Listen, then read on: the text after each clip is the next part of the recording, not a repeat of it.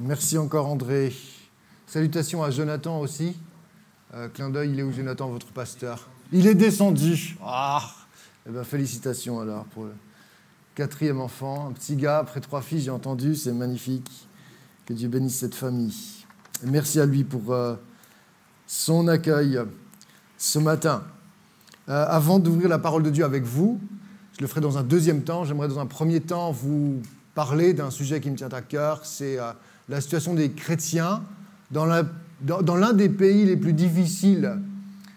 Il s'agit de la Corée du Nord.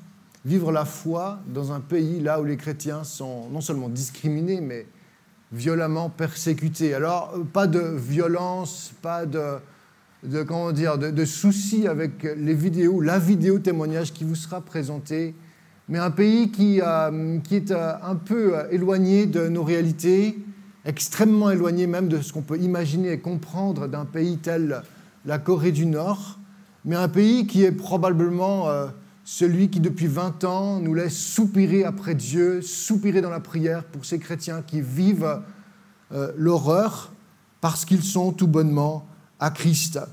Alors, nous verrons que leur témoignage est prenant et qu'il suscite en nous aussi espérance et peut-être un peu plus de zèle et de foi alors que nous vivons des vies décidément très tranquilles. Bien que la guerre en Ukraine nous effraie parce qu'elle est aux portes de l'Europe, bien que le Covid nous ait laissé un peu pantois, un peu suspicieux parfois même des décisions des autorités, nous sommes à des années-lumière de ce que vivent les chrétiens dans les nations là où ils sont persécutés, notamment en Corée du Nord. Alors ce sera ma joie, mon privilège de vous parler de ces chrétiens parce que pour nous, ils sont des modèles. Pour nous, ils représentent un peu de ces héros contemporains, les héros de la foi d'aujourd'hui, parce qu'ils tiennent bon.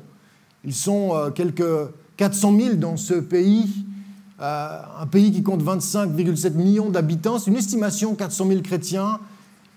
Et on compte parmi eux entre 50 et 70 000 qui sont enfermés dans des camps de travail simplement parce qu'ils vouent leur culte à Jésus-Christ plutôt qu'à Kim Jong-un, ce dictateur communiste qui a fait ses écoles à Berne, mais qui, fort de l'héritage de son père, a repris le pays d'une main de fer plus encore que son prédécesseur et qui continue, avec son idéologie athéiste, marxiste, à mener la vie dure aux minorités, spécialement bien sûr aux chrétiens. Les camps de travail, on les trouve sur Google Earth, ce n'est pas très difficile, et on sait que beaucoup y souffrent injustement, à l'agonie parfois, au prix de leur vie, parce qu'ils ont suivi Jésus et continuent de le faire. Petite vidéo témoignage de quelques minutes qui suit pour ouvrir vos cœurs, une parole de reconnaissance d'une chrétienne nord-coréenne qui nourrit notre foi et notre espérance.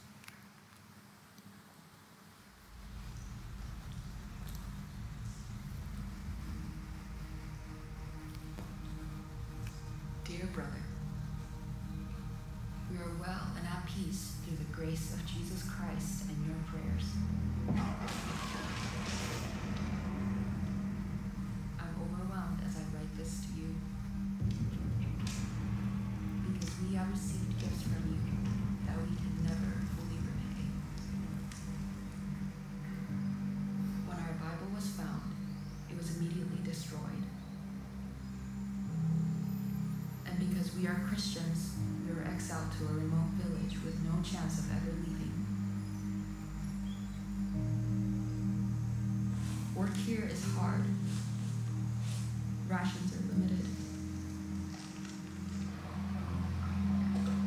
We are always hungry or sick. We need to forage to survive.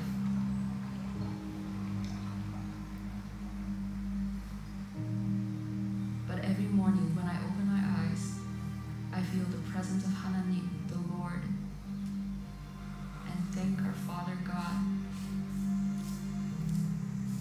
that I'm still strong enough to be used as His servant.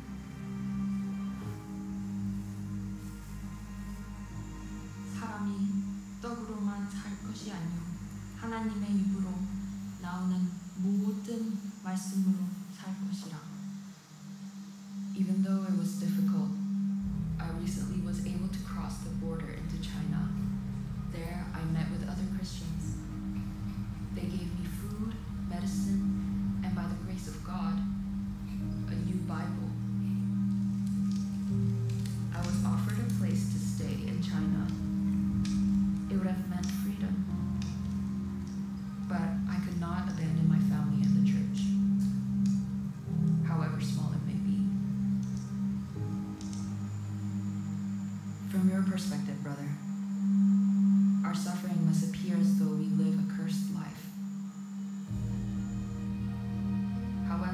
we see it as a blessing because it is a shortcut to the Father. But yet, brother, I have one more request. That you send our gratitude to those who continue to pray for us. In return, we'll stay healthy and continue to spread the gospel throughout North Korea. Your sister in Christ, Bae.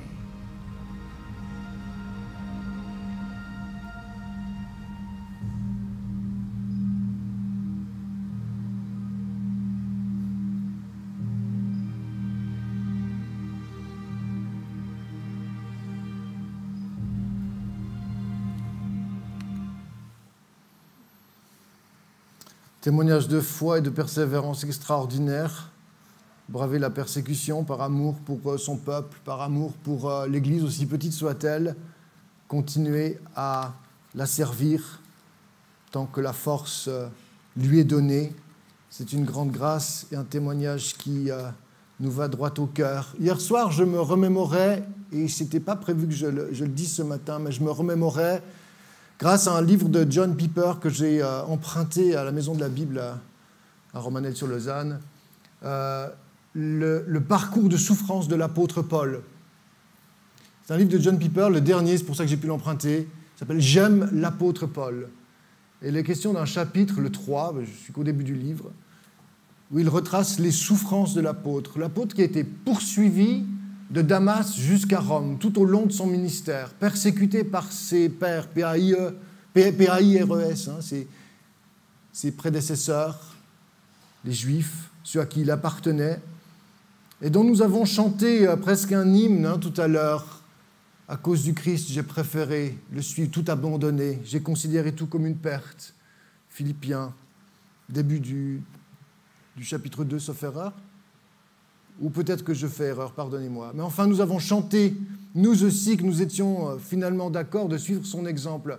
Flagellé 5 fois, des 40 coups moins 1, 3 naufrages, constamment menacé là où il annonçait l'Évangile, parce que des gens étaient à ses trousses, il représentait une menace. L'ordre établi par les Juifs était menacé par cet homme seul qui annonçait l'Évangile là où personne n'était allé avant lui. Quel courage! Aujourd'hui, il y a encore des hommes, des femmes tels l'apôtre Paul qui parcourent des dizaines, des centaines de kilomètres là où c'est interdit d'être chrétien, là où il ne faut pas annoncer l'Évangile, et ils le font au risque de leur vie.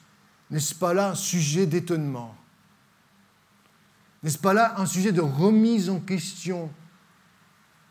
Nous sommes voués, c'est vrai, à la lâcheté peut-être, dans un monde occidental où le consumérisme est religion, là où l'égocentrisme est roi, là où, ma foi, nous sommes si prompts à satisfaire notre chair plutôt qu'à obéir au commandement d'amour du Seigneur, l'aimer lui, d'abord et en premier, de tout notre cœur, de toute notre force, notre âme, notre intelligence aussi, et aimer notre prochain, au point peut-être d'offrir nos vies. Mais si offrir nos vies n'était pas synonyme de mort, mais plutôt d'un peu de temps partagé avec un autre, d'un bout de témoignage personnel à offrir à quelqu'un, un ami non chrétien pour qui nous prions régulièrement, pourquoi sommes-nous devenus si peu enclins à le faire? Atterrés que nous sommes devant le spectacle de la persécution, nous en avons peut-être oublié notre mission. Et peut-être que les préoccupations de ce monde, le conformisme à cette société a gagné nos vies. Nous ne sommes pas persécutés, nos églises, peut-être, sont-elles aussi en danger de perdre leur cap, leur nord, leur boussole. Nous sommes là pour Jésus. Nos vies sont à lui et nous sommes appelés à l'aimer, le servir et à annoncer sa parole ici à Genève, aujourd'hui, en 2022. Alors, suffit de morale. J'en fais pas une morale d'ailleurs. J'aurais beaucoup à dire sur le sujet. Il y a matière à se réjouir de l'évangélisation et des petits moyens, des petits projets qui sont les nôtres, ici ou ailleurs. Pour moi-même, depuis plusieurs années maintenant, dans mon village, il y a 600 âmes dans ce village, dans le Nord vaudois. Nous avons ouvert un groupe scout avec ma femme, voilà 6 ans. Il y a 50 enfants et jeunes qui entendent parler de Jésus tous les 15 jours. Il y a eu des conversions. Il y a un groupe de jeunes maintenant qui a pris place dans la chapelle du village qui était exempte de culte. Il n'y avait plus personne dans cette église réformée. Il y a aujourd'hui, tous les samedis soirs, à quinzaine, 25 jeunes qui s'y réunissent pour chanter Dieu et écouter la parole. Il y a de l'espoir pour notre société. Il y a des moyens qui nous sont donnés aujourd'hui si nous le voulons bien. Et je sais qu'à l'Action biblique, vous êtes très fort dans l'évangélisation de la jeunesse. Vous avez des camps, des programmes pour les enfants. Alors, courage, relevez la tête. Le Seigneur revient, mais il attend à ce que nous soyons de ceux qui fassent travailler leur talent, n'est-ce pas? Nous n'aimerions pas l'avoir enterré par crainte ou par souci de nous-mêmes, par crainte de Dieu ou plutôt par appétit de notre chair pour les choses faciles. Nous aimerions être applaudis plus tard comme de bons et de loyaux serviteurs, ceux qui ont fait fructifier leur talent. Et quel est le talent le plus précieux à faire fructifier sinon celui d'annoncer l'Évangile et de trouver encore ici, à Genève, dans un monde hyper sécularisé, quelques âmes à moissonner pour le royaume. Alors je le dis à nous, à moi, je le dis à nous, le nous collectif. Seul, très difficile de relever le défi de la mission, mais ensemble, par la prière, par le soutien, ensemble en Église, par les petits moyens qui vous sont donnés sûrement ici à Genève. Est-ce un quartier libre? Est-ce un Kids Games? Est-ce un choral? Que sais-je? Vous avez un pasteur créatif et entreprenant. Je l'ai vu de mes propres yeux, un Jonathan qui ne manque pas d'air, d'énergie et d'audace pour le royaume de Dieu ici, à Abbé, Servette et à Genève. Alors encouragez-le et marchez derrière lui, parce que c'est un homme de Dieu et il vaut la peine d'être suivi. J'en viens à la prédication qui était sur mon cœur. J'ai déjà prêché peut-être, mais nous y reviendrons quand même. Quant aux chrétiens qui sont au loin, quant aux chrétiens que nous ne pouvons pas atteindre, quant aux chrétiens pour qui nous ne pouvons pas faire de différence, ces chrétiens pour qui nous nous sentons tellement impuissants, nous pouvons rester au contact par le magazine de Portes Ouvertes. Il est sur les tables à la sortie, vous pouvez en prendre un exemplaire. Il est gratuit, il vous sera acheminé par la poste une fois par mois gratuitement pour que vous puissiez rester impacté par les témoignages et les sujets de prière qui s'y trouvent. Priez, merci pour lundi soir, merci pour la soirée de prière. Merci de temps en temps d'ouvrir le calendrier de prière qui est acheminé avec ce magazine. Vous y trouvez pléthore de sujets qui nourrissent votre intercession. Et puis, bien sûr, on peut toujours donner, devenir actif, ambassadeur ici à Abbé Servette, si vous voulez servir l'Église persécutée et parler en son nom, être un porte-voix pour cette Église. Venez me trouver, nous cherchons des ambassadeurs dans les églises. Et puis voyager, c'est toujours possible. On part au Moyen-Orient au mois de juillet, du 15 au 22. Si un voyage vous intéresse, il y a encore quelques places. C'est un last minute, c'est un appel, une dernière offre. Venez, nous partons pour Israël et la Palestine. Ce sera fantastique et je m'en réjouis beaucoup. La parole de Dieu. On l'ouvre ensemble. J'ai cité l'apôtre Paul. Nous allons lire ce qui a fait de Paul, mais des apôtres avant lui, des hommes forts, des hommes capables. Quand je dis des hommes, bien sûr, j'y inclus les femmes, bien que les disciples aient été au nombre de 12, c'était des hommes, évidemment, des humains masculins. On ose encore affermir le genre ici, mais Paul s'est adjoint des femmes. Paul s'est adjoint des femmes dans tout type de ministère, une Priscille et bien d'autres, Phoebe et d'autres qui ont accompagné son ministère. Il y a de la place pour hommes et femmes à la suite des apôtres. Alors les 10 caractéristiques d'une église forte dans l'épreuve. Peut-être n'aurai-je pas le temps de disséquer ce matin les 10, mais 2 ou 3 ou 4, on verra. Quand je vous sentirai fatigué, j'arrêterai. Ou quand André me fera signe, je lèverai le pied. Un texte, suite à la Pentecôte, qui me tient très à cœur. Le discours de Pierre. On a parlé de Paul et de son courage. Pierre a été transformé aussi à la Pentecôte. De l'homme qui croyait par sa force humaine, par sa chair, sa personnalité, son caractère. C'est un battant, un pêcheur qui maîtrisait les eaux du lac, tumultueuses, un pêcheur qui avait de la peine à renoncer, un bosseur. Il pensait, force de sa personnalité, pouvoir aller à la croix avec le maître. Il est resté au pied du tribunal à renier Jésus par 3 fois. La Pentecôte a fait de lui un homme nouveau. Rempli du Saint-Esprit, il a osé cette fois, devant la foule de spectateurs. Il ne s'agissait pas d'un petit groupe au bord du feu. Non, une foule réunie à Jérusalem. Il s'est levé avec les frères derrière lui en soutien et il a annoncé le Seigneur Christ, le oint d'Israël, crucifié mais ressuscité, siège désormais à la droite de Dieu. Celui que vous avez crucifié, dit-il, n'est pas resté dans la tombe, il a été fait Seigneur et Messie, il est ressuscité. Et ce discours touche profondément. On lit quelques versets avant, ceux qui s'affichent sur l'écran, à partir du verset 37, si vous avez une Bible. Ce discours toucha profondément ceux qui l'avaient entendu. Ils demandèrent à Pierre et aux autres apôtres, « Frères, que devons-nous faire ?» Et Pierre leur répondit, « Changez et que chacun de vous se fasse baptiser au nom de Jésus-Christ pour que vos péchés vous soient pardonnés. Alors vous recevrez le don du Saint-Esprit. Car la promesse est pour vous, pour vos enfants et pour ceux qui vivent dans les pays lointains. » J'ajoute jusqu'en Corée du Nord aujourd'hui, en 2022. « Tous ceux que le Seigneur, notre Dieu, fera venir à lui. » Pierre continue avec instance à leur adresser d'autres paroles pour les persuader. Il les encourageait, leur disant « Recevez le salut, séparez-vous de cette génération dévoyée. » Ceux qui acceptèrent les paroles de Pierre se firent baptiser et ce jour-là, environ 3000 personnes furent ajoutées au nombre des croyants. J'en viens au texte, après je me permets un petit commentaire sur ce passage. La Pentecôte que nous avons célébrée ce dimanche de Pentecôte, il y a 15 jours maintenant, est unique dans l'histoire. C'est un moment extraordinaire, la naissance de l'Église. Mais cet événement n'est pas unique dans l'histoire au point qu'il soit exempt de nos vies. C'est comme un séisme d'une magnitude telle que jusqu'à aujourd'hui, jusqu'à ta vie, jusqu'à mon cœur, il nous est promis aussi le don du Saint-Esprit.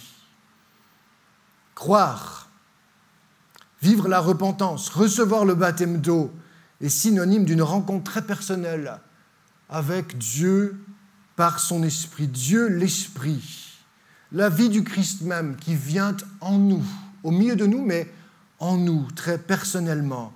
Nous recevons la promesse du Père, le cadeau le plus chèrement acquis après le salut et le pardon des péchés par le Christ ressuscité dans la gloire de Dieu. Il a reçu l'Esprit qu'il a déversé avec abondance, bien que ça ne soit que les prémices, n'est-ce pas? Le premier raconte de notre salut éternel. Nous sommes les récipiendaires, nous sommes les bienheureux réceptacles d'un don extraordinaire qui a révolutionné la vie de ses disciples. Ces gars qui pleuraient le départ de leur maître, qui se sont fermés derrière portes et fenêtres après la résurrection, ces gars qui ont eu peur alors qu'ils avaient suivi le maître 3 ans durant, ce sont des femmes qui sont venues les réveiller. Ce sont des femmes, elles, qui ont cru les premières au témoignage du tombeau vide. Et ces hommes en prière avec ces 120 femmes et hommes ont attendu courageusement le don promis par Jésus lui-même. Non, ne partez pas tout de suite en mission. Attendez afin que vous receviez la puissance. Le Saint-Esprit descendra sur vous. Vous recevrez sa puissance et vous serez mes témoins. Alors, ce message n'est pas laissé lettre morte, il s'est ensuivi d'une action courageuse au gré même de la persécution d'hommes et de femmes remplis de la connaissance de Dieu, remplis d'un témoignage percutant parce qu'une vie nouvelle était née en eux.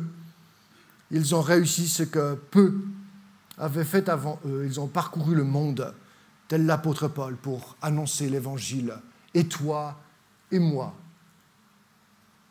est-ce un message pour aujourd'hui? Oui, c'est la parole de Dieu. Elle est vie, esprit et vie pour nous encore aujourd'hui. Acte 2, 42-47, c'est la suite du texte. Qu'est-ce qui a changé en communauté? Qu'est-ce qui a changé dans le cœur des apôtres? On l'a dit, une fougue, une foi, une puissance pour annoncer l'évangile, un courage incroyable face à la persécution. Lisez le livre des Actes, la persécution est pour bientôt. Après la Pentecôte, les choses s'en vont très vite, parce qu'il faut que l'Église quitte Jérusalem, mais comme elle est si confortablement installée à Jérusalem, il faut la lapidation d'Étienne, il faut le vent de la panique, il faut le vent de la persécution qui fasse bouger les disciples pour qu'enfin ils comprennent que le royaume est pour demain et que l'annonce de l'Évangile le précède. Il ne faut pas rester passivement assis trop confortablement à Jérusalem avec les apôtres, les miracles et le réveil. Il faut aller, et la persécution a donné le coup d'envoi à l'évangélisation du monde. La persécution n'est pas toujours une bonne nouvelle, c'est parfois le coup de fouet qui nous fait aller au loin là où on ne pensait pas devoir aller. Mais qu'est-ce qui a changé en communauté? Acte 2, 42-47. Dès lors, ils s'attachaient à écouter assidûment l'enseignement des apôtres, à vivre en communion les uns avec les autres, à rompre le pain et à prier ensemble. Tout le monde était très impressionné car les apôtres accomplissaient beaucoup de prodiges et de signes miraculeux. Tous les croyants vivaient unis entre eux et partageaient tout ce qu'ils possédaient. Ils vendaient leurs propriétés, leurs biens et répartissaient l'argent entre tous, selon les besoins de chacun. Tous les jours, d'un commun accord, ils se retrouvaient dans la cour du temple, ils rompaient le pain dans les maisons et prenaient leur repas dans la joie, avec simplicité de cœur. Ils louaient Dieu et le peuple tout entier leur était favorable. Le Seigneur ajoutait chaque jour à leur communauté ceux qu'il sauvait. C'est le réveil avec un grand R, n'est-ce pas? Une église idéale, non pas idéalisée, une église idéale, un idéal d'église. Si nous soupirons après une église idéale, lisons les Actes et revenons à ce modèle. Il n'est pas imaginaire, il n'est pas extraordinaire, il nous est rapporté ces faits pour que nous puissions continuer à espérer et à vivre avec cet espoir vivant qui nous fasse persévérer, en sorte que nos églises restent pionnières, vivantes et joyeuses. Et c'est le fruit d'une réception extraordinaire, le cadeau du Seigneur pour son Église, la vie de son cœur, la vie puissante de son esprit qui fait la différence. Et c'est le premier point, une Église forte dans la tempête, c'est une Église dont les membres marchent avec le Seigneur de dimanche en dimanche, au quotidien, marcher avec le Seigneur. Quel est ton quotidien avec Jésus? As-tu le temps de la prière? As-tu le temps d'ouvrir la parole de Dieu? Qu'en est-il de ton culte personnel? Est-ce que tu marches avec le Seigneur? Être né de nouveau, avoir passé par les eaux du baptême, s'être ouvert à recevoir ce don promis, le Saint-Esprit, et puis faire l'expérience d'une communion personnelle, vivifiante, on l'a chanté. Le Seigneur qui nous vivifie, le Christ me vivifie, il est ma vie, ma joie, ma paix. Le Christ qui habite ton cœur veut être pour toi de manière très pratique et pragmatique l'accompagnant, l'assistant personnel de tes journées, où que tu sois, au travail, aux études, ou dans ta vie de famille, à la maison. Ainsi, le fruit de l'esprit, tu le porteras, et tes racines seront plongées dans une eau qui ne tarit pas. Ton feuillage restera vert. Crois-le aujourd'hui, au jour de la canicule, numéro 1, 2, 3, 4, enfin on en a pour quelques jours encore, il fait très chaud. Et si tu as soif, nous l'avons chanté, viens à Jésus. Vivre donc une communion personnelle avec le Saint-Esprit. Être une église qui fait l'expérience de la communion fraternelle. Être ici réunis en randonnion le dimanche matin, chanter les louanges de Dieu, écouter le prédicateur, écouter la parole de Dieu par l'intermédiaire du prédicateur, c'est une bonne chose. Être proches les uns des autres dans nos maisons. Pourquoi pas rompre le pain à la maison? Je sais que Jonathan avait un projet Était-ce avant le Covid? Projet de groupe de maisons. Il y avait tout un mouvement de l'Église dans les maisons dont je me souviens, tu m'en as parlé, Jonathan, je n'ai pas de nouvelles, mais je sais que tu étais avant-gardiste là aussi. Et l'Église qui prie dans les maisons, l'Église qui partage le pain dans les maisons, l'Église qui se réjouit de l'intercession dans les maisons, c'est aussi un bel exemple de cette Église naissante. Il y a de la place pour le partage en grands groupes et en petits groupes. Nous y sommes beaucoup plus personnels, nous y sommes connus et nous avons besoin d'être entendus. Non seulement la communion fraternelle au jour où il en vaut la peine d'être dans la joie de fêter, de se réjouir, mais une loyauté qui va au-delà.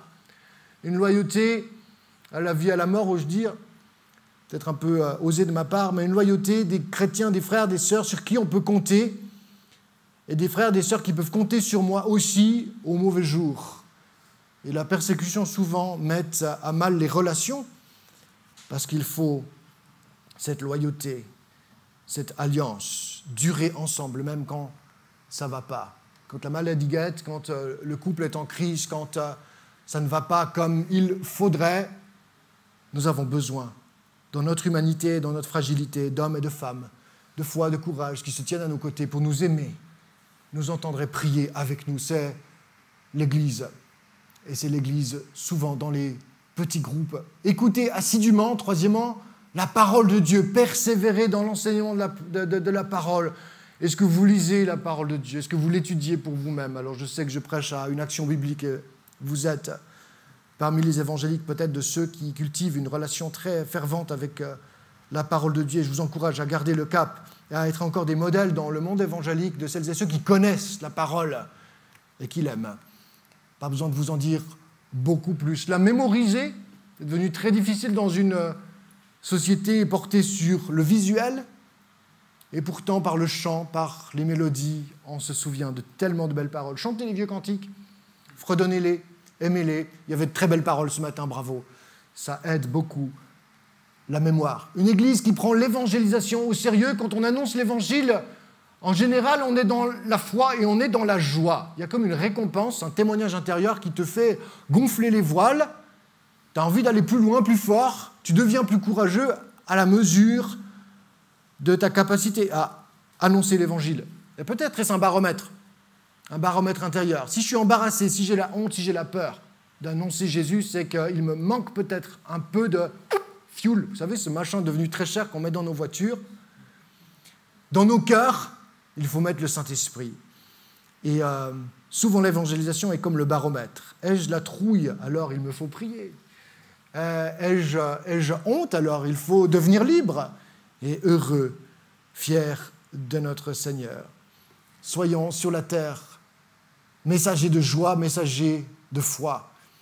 Et l'évangélisation, bien sûr, nous en connaissons et les contours et la raison. Seul le Christ sauve. C'est le témoignage de la première Église. C'est la première Église qui nous l'apprend. Il n'y a aucun autre moyen de salut que Jésus-Christ. Notre société est-elle au clair avec ça? Bien sûr que non. Je le disais, une société hyper sécularisée, elle touche un peu à tout et puis elle dit j'aime le foot, j'aime le championnat du monde de hockey, j'aime le McDonald's, j'aime ma femme et j'aime Jésus. Vous voyez ce que je veux dire? C'est un j'aime assez égalitariste, on aime tout et son contraire, sans capacité à dire cet amour-là est nécessaire, cet amour-là est prioritaire, le Christ est Seigneur et je vais faire de lui ma priorité, quitte à considérer tout le reste comme une perte, quelque chose qu'il me faut laisser aller pour être ni froid ni tiède, mais plutôt bouillant au jour de son retour. Il y a des choix et des priorités à faire dans nos vies pour garder la foi. Une église qui s'engage à servir les besoins de la société, une église qui témoigne, un peu à l'image du bâtiment qui est en face, soupe, savon, salut.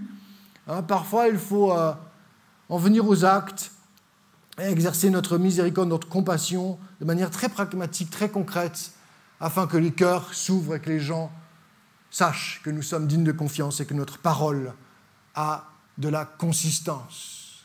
Une église qui s'engage à l'exemple de Jésus, dont il est dit en Ésaïe 42, repris par Matthieu chapitre 18, « Il agira encore jusqu'à ce qu'il ait assuré le triomphe de la justice. » Un salut en parole et en acte. Tous les peuples mettront leur espoir en lui. Et je crois que nos nations aujourd'hui, en Europe, avec l'inflation qui est à venir, encore privilégiée en Suisse, mais je sais qu'à Genève, je n'aimerais pas habiter à Genève, pareil qu'on ne peut pas payer le loyer tellement il est exorbitant.